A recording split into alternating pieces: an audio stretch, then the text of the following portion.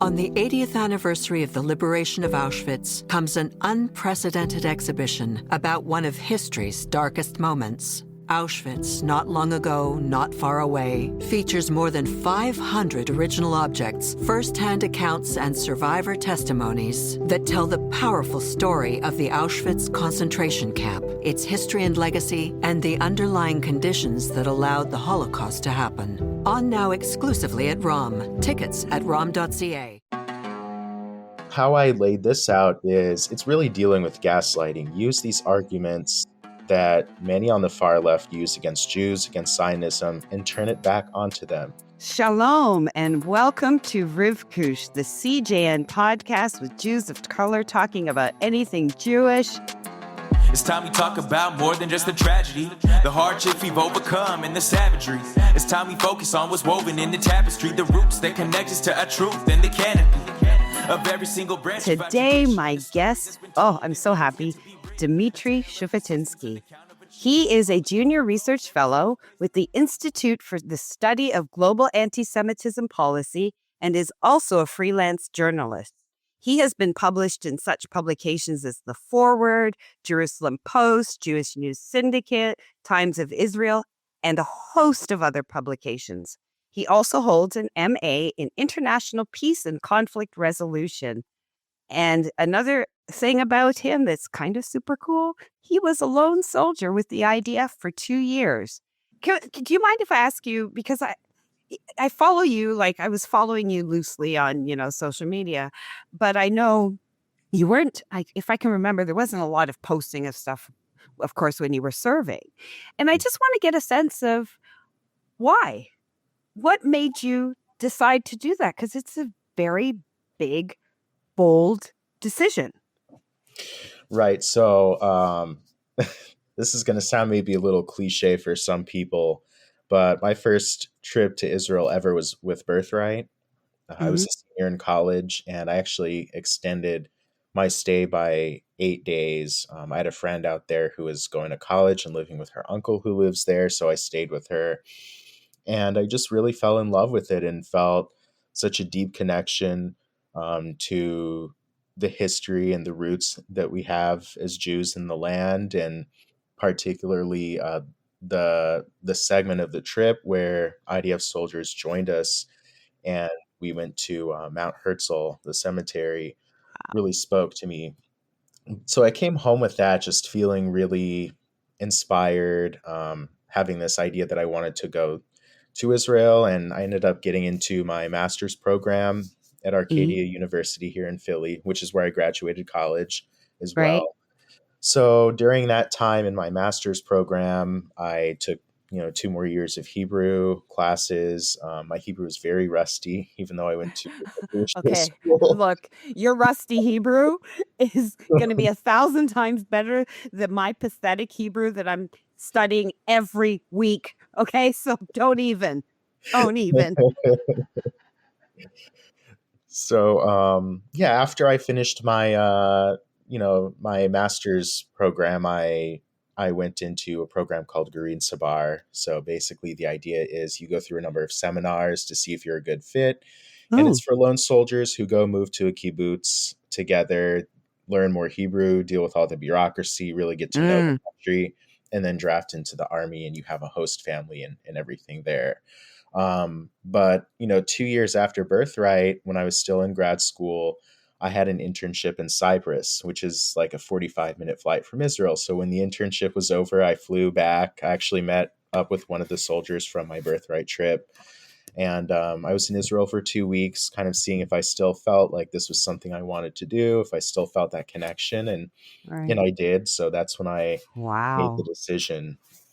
Okay, I'm going to tell you something that is not cliche. Okay. I don't know why you think it would be. It is totally not. It's actually quite a cool journey. And I hear what you say. I always said to myself, if I was younger, I would have definitely volunteered, because I think it's important to be part of the people who protect the land and the people. I think it's really important. And it does give you a different perspective of Israel. and Yes. a deeper connection, right? You Hmm. know, it's one thing that we all sitting in North America with our connection perceived or real to Israel. And it's another thing to actually live it, tangible connection, and do something about it. So thank you. So now let's talk about this. This caught my eye as soon as I saw, the message about your first book. I was like, dang. And then when I saw the title, I did a double dang. I literally, as soon as I saw it on social media, I went right and ordered it straight away, like straight away. So, Thank like, well done. I highly recommend this book. And so I don't want to give away any secrets because people should buy the book as opposed to, listening to us talk about it. But I do have questions. First of all, so what made you why? It's timely for sure, but why? Yeah, I actually wrote this before October 7th. The whole thing, it Okay. was all finished The before whole then. thing. And then so eventually I did have to go back and add in some mentions of October 7th in the book because of what was going on. I actually was inspired to write it though after the previous big conflict in Gaza in 2021 because Ah, I had noticed this growth in the campus anti-Semitism after the 2014 war, but after the 2021 war, it just seemed not just on campus but on social media and in activist spaces, it seemed to have grown even more. So after that war, I began writing the book, but I had to put it aside for a little bit. I mean, just with being in the army and eventually moving here, looking for work and all that sort of stuff, all of that kind of began to take some of my time. Gradually, I returned to it, and especially as I started working, with freelance journalism and research and looking into more of these kinds of cases and incidents, I said, okay, something needs to be done. And I I wrote the book as sort of like a what to expect when you're expecting kind of guide because I feel like a lot of younger students who may be juniors or seniors in high school or maybe even younger than that may have heard about campus anti-Semitism but don't know the specifics. They don't know what is this kind of anti-Semitism, where did all these mhm, ideas come from, or how to fight it. Because at least in the US, and I would think in some other countries too, um, the mainstream Jewish organizations historically have prepared us to deal with the kind of neo-Nazi, white supremacist, mhm, radical Christian kind of anti-Semitism on the right wing, which obviously we need to know how to combat. But for the most part, this is not what we're seeing on college campuses. This is very radical left wing anti-Semitism with roots in Marxism. Now you're seeing a lot of it with roots in radical Islam as well, kind of merging together. And that also spoke to me because my dad's side of the family is from the Soviet Union, so okay, that kind of anti-Semitism is quite familiar to me. And a lot of Jews in this country, they have family that fled the pogroms or fled from the Holocaust, but maybe are less familiar with that strain. And so I said, okay, we have to explain what this is and where it comes from, and we have to outline a strategy for how to deal with it. And also, for a lot of people who are in mainstream organizations, who are in advocacy spaces, um, but may also feel unfamiliar with it, as well as with people already on campus, they need kind of a guide and a strategy for how to approach this. And so I decided to write the book, and the book outlines for people, okay, what is this argument, that is being used? It's a series of arguments, but what are the arguments being used by these kind of radical left-wing groups? Where did they originate? What have more mainstream Jewish or pro-Israel groups been doing wrong in terms of fighting it? Why is that not working? And what is the path forward for us? So that's kind of how wow, the book is laid out. wow.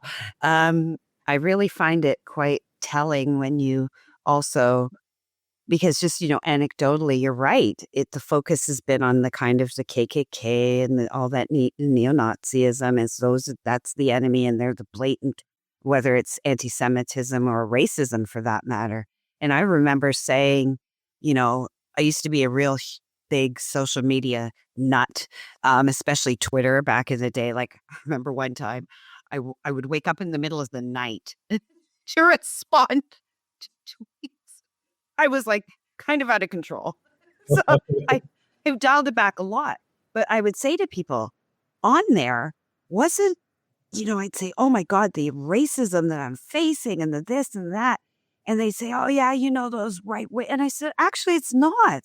And people would be like, what do you mean? I said, it's not.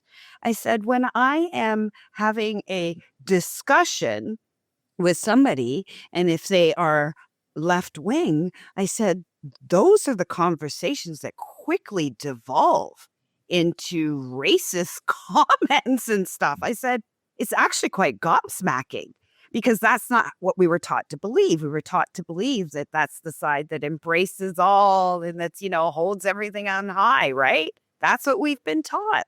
And now the world is waking up to that's not necessarily the case. Right. Right? Right? Yeah. And it's very disturbing. I mean, it can feel very lonely at times, as somebody. I'm Black, I'm Jewish, and I'm gay. So all those things together, it's like you're getting it from all sides. Oh yeah, like you can't catch a break. Then there's all the gaslighting that comes with it, especially when you bring up these conversations with bigotry on the left. All this gaslight, and that makes it even worse. But I took that feeling of loneliness and quite frankly rage, and I said I have to channel it into something. Like, this is something that has to be addressed. Yeah. I'm so glad you did. So what I also want to ask, because it's also your preface, the title, what does that mean? What is Jew Jitsu? So I thought of the Jew Jitsu martial art, and the basic concept is you use the power of your opponent against them, and whether that's exhausting them and then you get the upper hand, or if they're coming at you, you just kind of move over, maybe you're a little more swift, and they end up being the one on the ground. Yeah. So how I laid this out is it's really dealing with gaslighting. Use these arguments that many on the far left use against Jews, against Zionism, and turn it back onto them, because it'll do one of two things. It'll enlighten those who genuinely have no knowledge of what's going on over there in the land, with the conflict and the history, and who might be kind of on the verge of being brainwashed into this. And it'll also show just the blatant hypocrisy and bigotry of those kind of leading this movement. So one example of this is this discussion of settler colonialism. Oh. Right. Yeah, that was my first chapter. So I know. It was like, anyways, go ahead. So I said, let's start right there. And I've noticed that when the argument of settler colonialism in Israel comes up, a lot of Jewish activists who are well-meaning would rather sidestep the discussion or make some kind of argument along the lines of, well, Israel's there now, let's find a way to make peace. Or, both peoples are native to the land. And I'm like, no, because peace has to be based on the truth. And if you look at the historical record, if you look at the archaeology, or if you want to, a progressive talking point, we believe in science. Let's look at the science and DNA testing. We are from the land. And if we want to talk about settler colonialism, we have to talk about the Arab conquest, because the Arabs were not living in what is now Israel or even the West Bank. They were not living in Syria or Iraq or North Africa prior to about 7 centuries ago. And we know how they arrived there. They came from the Arabian Peninsula. They took over the Fertile Crescent, North Africa. There were people living there, Jews, Kurds, Assyrians, Black people, Berbers, who were either enslaved, murdered, forcibly converted, you name it. And so I said, if you want to bring up the argument, let's actually address it head on. Now, does that mean that, all people there who are not the native peoples of those lands prior to the conquest, does that mean they have to leave or they're all bad? No, of course it doesn't. But peace can only be based in truth. And Absolutely. so that's where we have to start. We have to start by saying, if we're going to have this discussion of indigeneity and settler colonialism, the truth is the Jews are the natives to the land, Yeah. and the Palestinians are descended from colonizers. Yeah. Yeah. And that is a conversation that needs to happen. And I so agree with you. The foundation has to be truth and take it from there. And I'm always like, it's just like people, it's a sad commentary actually on our institutions, our academic institutions, that is actually just history.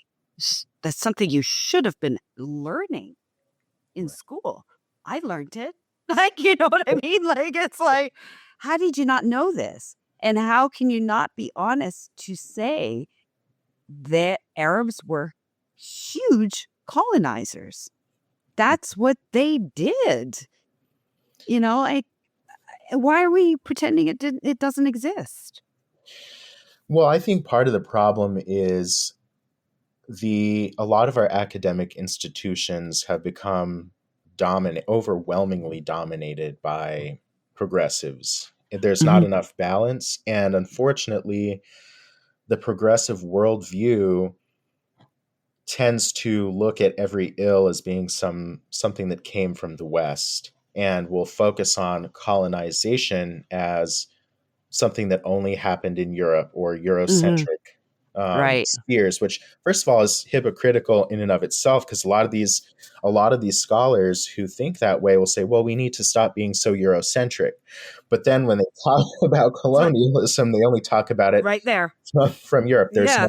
There's no mention of not just the Arab conquests, but there's little to no talk of the Japanese Empire and what they did in Yes. Korea, or the Ottoman Empire. Exactly. There's no discussion of any kind of settler colonialism that happened by non-white groups. No. So because of that, just using that term, I think throughout the years, colonialism is automatically just conflated with white people, with Europe.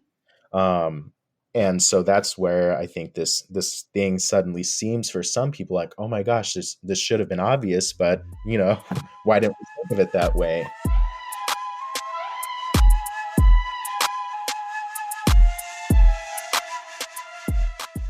On the 80th anniversary of the liberation of Auschwitz comes an unprecedented exhibition about one of history's darkest moments. Auschwitz, not long ago, not far away, features more than 500 original objects, first-hand accounts, and survivor testimonies that tell the powerful story of the Auschwitz concentration camp, its history and legacy, and the underlying conditions that allowed the Holocaust to happen. On now exclusively at ROM. Tickets at rom.ca. The other topic that you touch on in your book, which strikes a chord with me, and I'll, if you don't mind me just like kind of elaborating from my perspective, is apartheid. So I'll tell you a little bit about me and myself in apartheid. So when I was let me take it back even further. When I was like a young teenager, my parents had really good friends from South Africa, white South Africans. So that was during the age of apartheid, okay? Because apartheid just was abolished fairly recently, right? And the family was over, and I still remember the little girl. Her name was Pamela, and she was a lot of fun. And the family, they were super fantastic. We had laughs and everything. And then they flew back to South Africa. And my mother says to us, she says, okay, that was great that they came to visit us. We need to go to South Africa to visit them. I remember looking at my mother and say, Mom, that's not going to be a good trip. And my mother, who is a well-educated woman, but really wasn't thinking about it because she was just thinking, I'm going to go visit a friend. I said, Mom, it's South Africa. We can't go anywhere with them. Like, we can't go to restaurants together. We can't really do much together. It'll be the worst vacation ever. And she was like, that's right. Like totally, because all she thought was, I'm taking a trip to see my friends.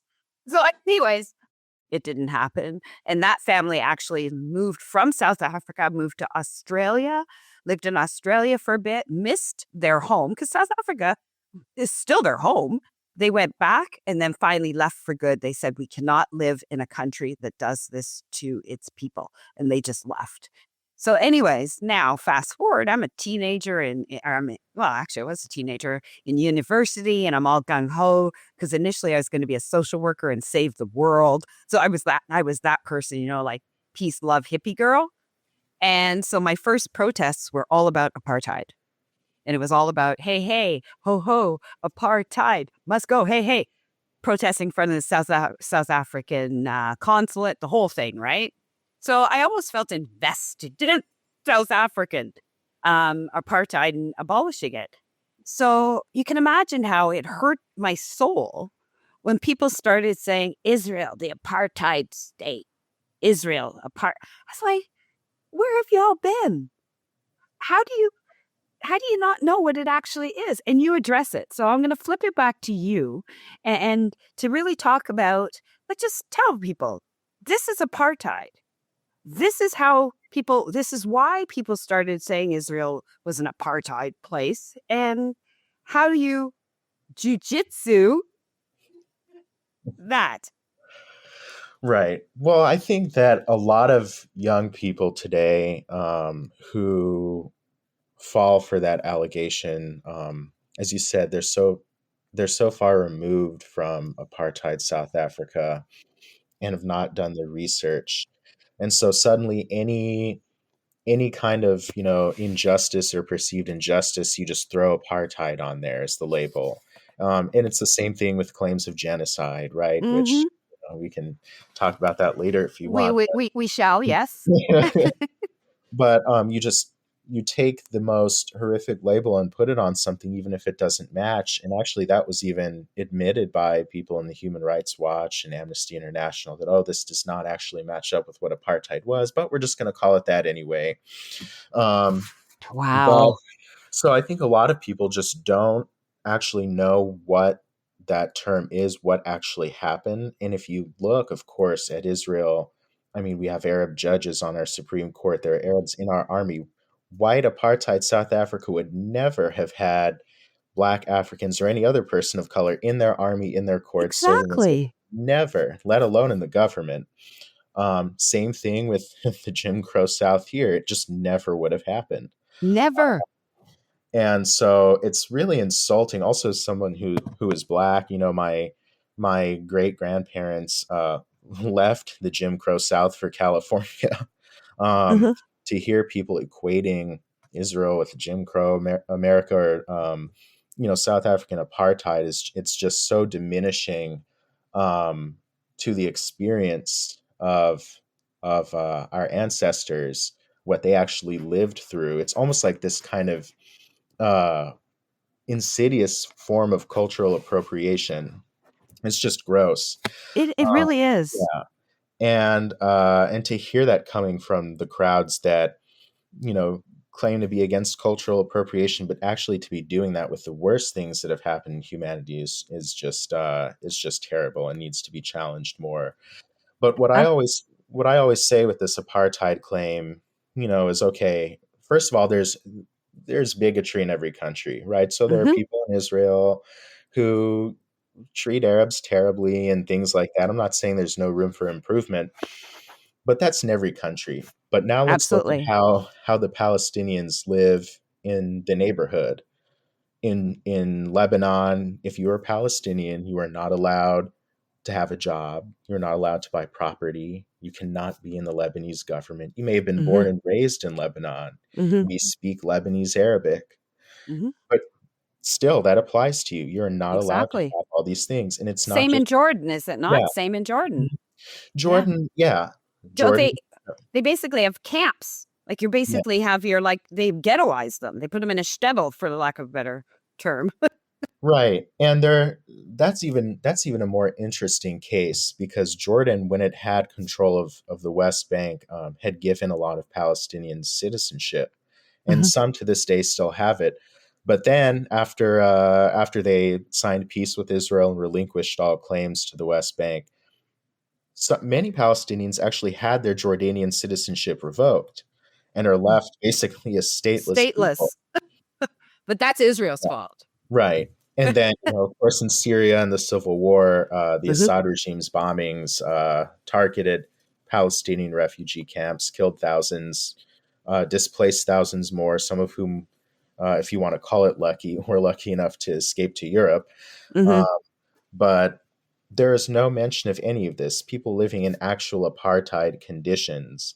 And not just the Palestinians. In Syria, until really the outbreak of the civil war, the Kurds in the north, native to that land, were not allowed to speak their own language, were not allowed to hold citizenship.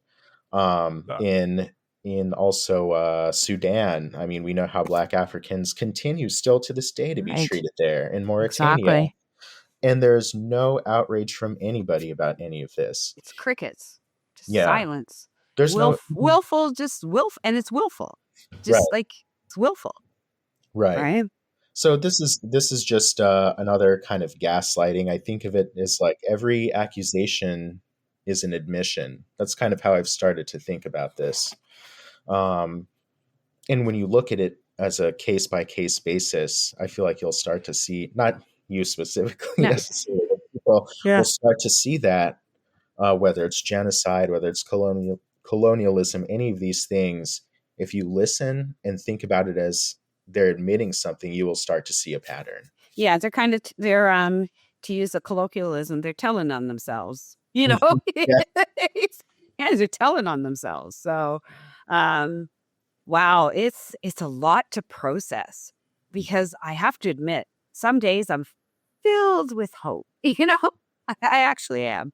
And then, stuff happens, or you have that conversation, or I'll tell you, I went on this course, that shall go nameless, and it was a Jewish-based course, and it happened right after October 7th. So we're a little tense to begin with, and it was meant to be conversations around the Israel/Palestine conflict, and listening to narratives and sharing and this and that. And we're sitting there having a conversation in a group, and somebody said, let me see if I paraphrase this correctly. Basically, well, because Israel is an apartheid state, and this is a fellow Jew, and I could feel the heat bubbling inside of me. And I turned to him and I said, "What did you just say?" And he goes, "Well," I said, "First of all, absolutely not." And I actually said that to him. I said, "As a Black person, I am deeply offended that you would say that." I said, "You denigrate the actual experience of Black South Africans who lived through what actually was apartheid." I lost my shit. I lost my shit so hard that the moderator had to say, okay. I was livid. Livid. Because I felt like he slapped me too. And I was like, oh my God. And that's when I lose a bit of hope, because I'm like, you're my people, man. Yeah. That's something that I just also, a feeling I share with some Jewish organizations. I think they're much more fringe, but where you'll have them saying things like that. And I'm like, these are supposed to be very well educated, progressive people who are in alliance with other marginalized communities, and for you to just so flippantly make statements like that. It's like, really? Right. So, but now that I have this book, I'm going to learn how to do Jew Jitsu the hell out of it. I think we have to start taking the initiative more. This is something else I wanted to put in the book. We need to not just wait on people to say this, but have our own events. If we're going to have an anti-settler event, something, mourning the commemorating the Arab conquest, its effects on different parts of the region. when you start to do things like that and initiate conversation, it's much more difficult for the other side to gaslight you or to challenge Mm-hmm. you. And I think it's just so important that Like young, putting the truth out there first is what you're yeah, essentially saying. You put it, mhm, instead of hiding, put it out there. Say it, da da da da da da da. You're right. right, right, Jew Jitsu. yeah. Oh, you're not going to be saying that to people. Jew Jitsu. They'll be like, what? I said Jew Jitsu, and I will hold up your book. All right. No, And then they'll buy a copy. pardon me? Then they'll buy a copy. There you go. See, it's a win-win, isn't it? Okay. A more heavy topic because, of course, like you said, I do want to talk about it, and I do want to hear your perspective on how we navigate that conversation around. Conversation is probably not even the right word. Let's just say genocide, Mhm. and throwing the Holocaust, flipping it around is, on us and all that stuff, like using one of our darkest times in history and accusing us of doing the same and all that stuff. So, well, Right. This is so disturbing on two different but pretty obvious levels. The first, of course, is that we were victims of the Holocaust, of mhm, one of the biggest, most famous genocides in history, mhm, at least in recorded history. So to throw that word out there is both belittling the importance of the Holocaust, which they've been trying to do for many years anyway, absolutely. and also just evoking this pain in the community. But then on the other hand, this all began from their own genocidal attack on October 7th. And Yep. indeed, they have said we're going to keep doing it again and again and again. Not just them, Hezbollah, Iran, of course, all Hmm. these different groups supported by Iran. So this just goes back to what I was saying: if every accusation is an admission. Hmm. Where I get frustrated is people know this. I mean, it was in the media. I remember seeing it with that Hamas spokesperson say, "We will keep doing this Hmm. until there's nobody left, or until the Jews run away, either or, whichever comes first." He had said. CNN covered that. MSNBC even covered it. People know this, but Uh-huh. still ignore it and make demands on us. Forget about the threats to your life. Prioritize the group that actually is trying to kill you Hmm. and is holding their own civilians hostage. So this Absolutely. is what really makes me angry. Now, when it comes to the genocide claim, this is something that I actually have noticed before October 7th. It is used also flippantly. I mean, that with the Syrian civil war, as horrifying as it was, the term genocide was used, and I mean that's just not what it was. Now, in certain contexts, the ISIS genocide against Yazidis, sure, but Assad's brutal bombing of his own people, that was not a genocide; it was a war. Hmm. This was a civil war with different factions. There was no intent to wipe out a specific group. And Um, there right. it is. And Yeah. that's the piece. And that's the piece, in my limited way, that's the piece I say. I said, do you realize genocide is a systematic mission to wipe out a specific people? Hmm. Right. And that's obviously not the goal of Israel. Obviously. If and I say this to people, and it might sound a little bit insensitive, but if Israel wanted to commit genocide against the Palestinians, it would have done so long ago. Could have raised it to the Right. ground It would have been finished. decades ago. Decades ago. Yeah. Of course. Of course. So this is just, I mean, I feel like academia, because you'll see, and I use the term in my book, scholarly anti-Semitism, because so Yes, I many of saw. these Yeah. people are academics. Hmm. Academia is becoming descholastified. You have activists taking over these spaces who use Hmm. these terms with a very specific meaning, and they use the terms in so many different ways that they lose that meaning. And so there's really no learning happening in most of these spaces or even institutions. It's just an indoctrination. And this is going to be a bigger challenge that we have to deal with. We Mm, know that some of it comes from funding from undemocratic regimes, right. Qatar, Yes. China. Yeah. And so that's going to present a much bigger challenge. But I think the first step for us is getting to acknowledging that this is a problem. Hmm. And how are we going to how are we going to carry on the fight from here? I think we have to really educate our youth who are preparing to go into these spaces.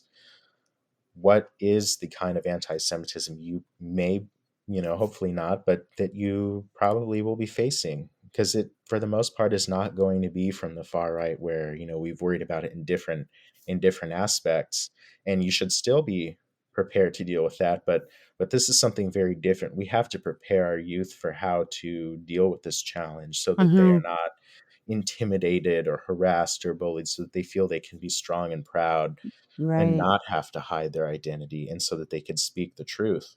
Hmm.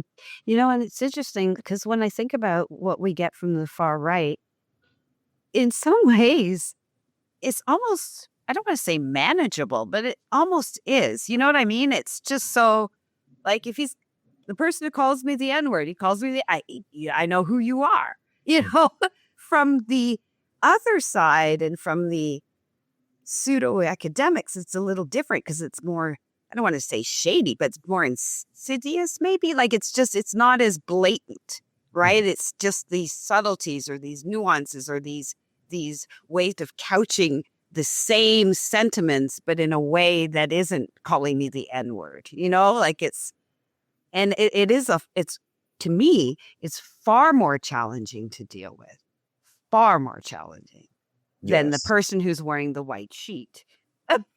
Right? It really is. Yeah. Yeah, I agree. I think it's like facing, I'm trying to think of a good way of putting this. It's like if you are facing a wildfire versus if you're the frog in the pot as the temperature slowly is turning up. Ah, Hmm. yeah. That's how I think of it. But the difference, I think, is there are more people who are ready to put the fire out than those who are aware of how quickly the pot's temperature is being Is going risen. up. Yeah. Right. Yeah. Holy So, cow. yeah, because we don't have as many people who are not even willing to challenge kind of this extremism on the left, but who even are aware of it. Whereas with Mhm. the fringe neo-Nazi kind, there's so many people that they come after immediately and target that are ready to come back. Mhm. I definitely think there is more of a sense of loneliness when dealing with kind of the far right, but I also think that slowly is starting to change with the Mhm. far left. I'm sorry, I think that's Yeah, no, I slowly. know what you meant. Yeah, but yeah. Yes. For our audience. Yes. Yeah, Yeah. yeah. Yeah. I think that's slowly starting to change. Wow. It's a lot.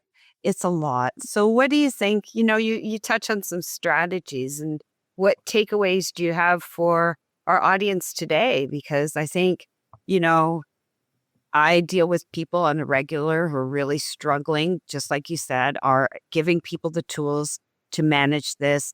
They also talk about it's one thing to um it's one thing to give the tools to our young people who are in school or people at the people in the public school system who are struggling with the same things. Um, and it's another thing, it's almost like a two-parter. It's another, how do we deal with people who aren't Jewish and kind of getting them to see? Like, so what do you think? What sort of strategies, if I may ask, do you think we could start to employ or language that we can start to use? Or, how do we Jew Jitsu both those things? Like, because they are different, they're different concepts, Jews versus non-Jews and allies, hopeful Mhm. allies. Yeah, so something that kind of going a little bit off of the last point I was making with the slowly starting to change in regard to loneliness against the extreme on the left, is that they're not only stopping with the Jews either. Mhm. So when you when you look at that kind of anti-Semitism we see on the campuses, it's coming from two streams that are kind of merging into one. One side is the Islamist side, and the other is kind of more the communist Jew hatred. Okay. And I think that our potential for building allies and dealing with that is much more than a lot of people realize. There's a lot of some people don't see this yet, but there's also a lot of anti-Hindu sentiment emerging from this red-green alliance, like some people call it. Really? Yeah, there's a lot of anti-Hindu sentiment. People are saying that, in particular with the dispute over Kashmir, that India is a I settler was going to colony. say, is this kind of like an offshoot of what happens there, even like India versus Pakistan and all that? Is that kind, or am I reaching? It's more about yeah, kind of, but also more about the Kashmir dispute. Wow. And I mean, again, Islam arrived in that area historically by the use of force, but people Mm-hmm. are calling Indians settler Mm-hmm. colonizers in their own land. And My this isn't God. about being pro Modi or anti or any of that, but people are starting to come after them on that front. But there are also a lot of other groups, people from the former Soviet Union, people, from China or from Mm-hmm. other countries who have been under very radical left wing dictatorships, who see the similarities in the rhetoric used against Jews, in these spaces and identify with it because it was something they had to live under, something they had to flee. And also, interestingly, is both the Islamist and also this far left kind of discourse now is turning more broadly, from anti-Zionism or anti-Semitism towards just being broadly anti-Western and anti-democratic. And even the actions they take with shutting down speech or discussions, reflects that. So the burning of American flags, the defacing of all these monuments and statues And we're having recently. issues here too. Like it's like, anti-Canadian sentiments, and yeah, we're seeing it here too. Yeah. So this is a broader campaign. Mm-hmm. Um, and I do think, interestingly, that they're starting slowly to turn away from kind of the hiding under the covers anti Semitism into becoming more blatant, like what we have seen on the far right. So I think that the way to get to garner more recognition and to gain more allies with dealing with this is to point that out. They're not, it's the canary in the coal mine. Just as on the far right, they didn't stop with the Jews, with the Holocaust or the war. They're Right. not stopping here That's either. true. That is true. So I think that really strategies other than that, we have to also get better at telling our own story. And I think that, of course, the Holocaust is an important part of the story, but it's not the only part. And many, many well-respected Jewish organizations teach anti-Semitism as if it started with the Holocaust, and it very obviously did not. I mean, and it didn't end there either. So we have to talk more about, the pogroms, history, how Jews lived, even in what is now Israel, in the Middle East more broadly, under different, Islamic regimes and governments. We have to talk about what that is and what that means. What is the history of the Mizrahi Jews? What is the history of the Ethiopian Jews? There's not enough of discussion or education about these different communities I in our own community. agree. That's one thing I've been saying to people. Mhm. I said we need to tell our own story. And because you're right, even when we tell our own story, it tends to be from one particular viewpoint. And I said, we've always done ourselves a disservice by not recognizing that and not sharing the stories of the Jews who have always lived in the Middle East and what they went through. Because we talk about, the Holocaust, and we talk about the pogroms, but we don't talk about the hell the Jews in Arab lands went through. Right. We just don't talk about it. And we Mhm. need to, and we should have, not to say it would have changed hearts and minds, we don't know, but we need to anyways, even for our own community. to understand we are more than just one people, Right. right? Yeah, we've never been good at that. So do you feel hopeful? Or are we all going to like run to Israel now?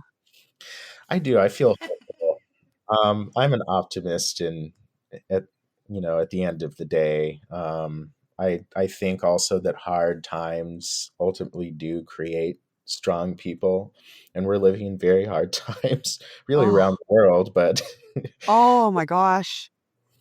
yeah, so I do remain hopeful. I think that also a lot of people are waking up. I mean, I see videos from all over the world, Canada, Great Britain, the United States, other places, of people marching, even many who are not Jewish, Hmm. marching in support of Israel, marching against this anti-Western ideology and stuff, outraged about the extremism. Hmm. Um, so I do see glimmers of hope.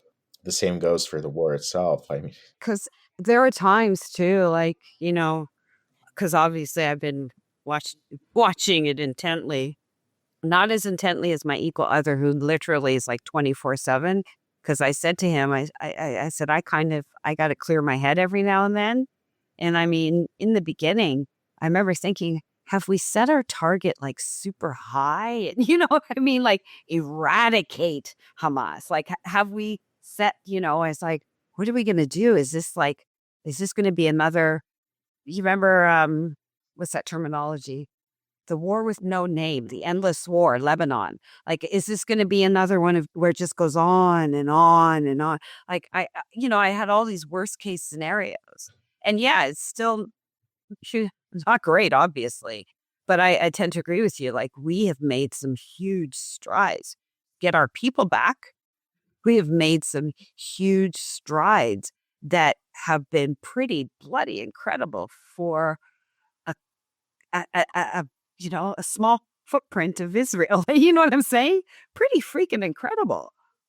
Like, Israel's accomplished what the quote unquote superpowers haven't managed to do in decades, right? Yeah, and it says a lot, but it is taking an emotional toll on those of us really super connected. But you mhm. know, oh my God, Dmitri, this is great. Yeah, I could go on forever. Okay, yes. we need to have we need to have a meetup at some point, in Israel. Yeah. Not that I don't want to go to the US of A, but Israel. Yeah. Even though I am curious about Philadelphia, because I actually didn't realize how large the Jewish community is in Philadelphia. Yeah. I kind of knew because I'd be like, oh, they'd be like, oh, I'm from Philadelphia. And finally, I really slowly put it together and went, wait a minute, there's a really large community there. So one day I do have to make it to Philadelphia just to see for myself. But we do. We need to meet up and continue this conversation. I would like to hope that there would be no need. Well, some of it hopefully we'll be working on the right path towards it. And we can start that conversation, that future. What are we going to do moving forward conversation? I can't wait for that because that means that we've come out of it, right? We've come out Right. of this. So, so thank you. I'm so glad you joined me today. Thank you. It was great. Oh yeah, it was a lot of fun. Rivkush is hosted by me, Rivka Campbell. We're produced and edited by Michael Fraiman and the CJN Podcast Network. Our theme music is by Westside Gravy. If you like this episode, please subscribe wherever you listen to podcasts. To support our work and everything else the CJN does, visit thecjn.ca/donate to make a monthly donation and receive a charitable tax receipt. Thanks for listening.